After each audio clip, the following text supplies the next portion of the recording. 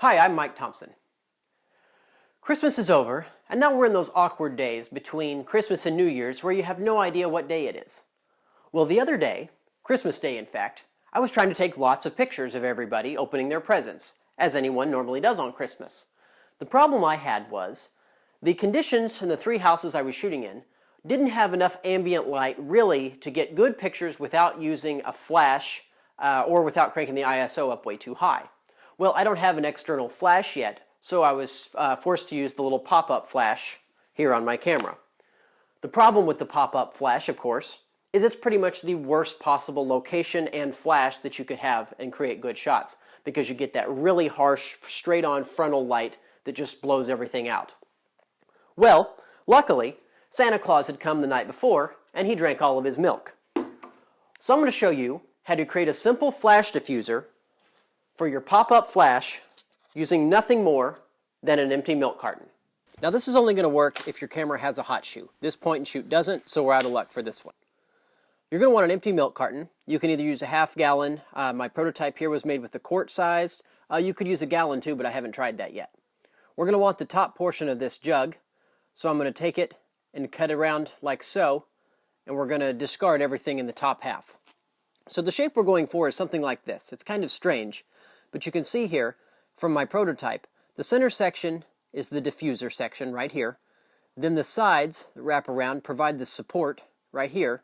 And then these little tabs here fold together and fit inside the camera's hot shoe. So I'm just going to cut around the bottom here. Then I'm going to cut the bottom off so that I have a long strip.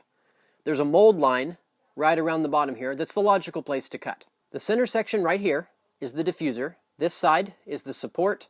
And this back section we might not end up using. We'll see. But it's going to fold together kind of like so. From the top view, it's going to look like this. I want to space it about an inch in front of the flash, and it has to clear the flash body. So if I fold it right about here, I think it'll work out just fine, like so. Then I'm going to do the same thing to the other side.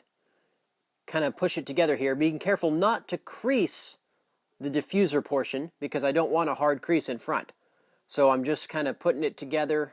It's kind of difficult here, but I'll just kind of put it together. Looks like it needs to go right about there. So I'm going to make a fold here as well for the other side.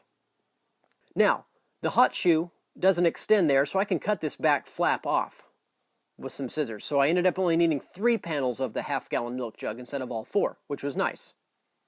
So I pushed this into the hot shoe to create a little dent so I know exactly where to cut, but I'll show you a diagram here in a second that has all the dimensions for this device. Now your setup might be a little bit different, but the dimensions are probably about the same. They're more of guide suggestions anyway. So we cut everything out and trim it to that side. Then I'm going to flip it over, do the same thing to the other side, cut the back flap off, make my folds, cut the hot shoe slot by using the other hot shoe tab as the pattern, do a bunch more folding here and there, trim off the sides because we don't need all this excess here, make nice tapered looking sides. Here's the dimensions. You might want to pause at this point. So once you've got it all cut out, according to the dimensions in that diagram, you simply fold it up and slide it into the camera's hot shoe. And the great thing about the milk carton is it has a little bit of rigidity and kind of acts as a living hinge. So you can play with it, you can bend it and get it at just the angle you need to be able to cover up your flash just the way you want. Here's the picture with no flash. Here it is with the standard flash. And here it is diffused. You can see how much better that looks. Well, you can see that wasn't really difficult at all. And it's super, super cheap. In fact, it was free because I'm buying milk anyway and just throwing the cartons out. Go ahead and subscribe if you haven't already. But I'm Mike Thompson, and thanks for watching. I really appreciate it.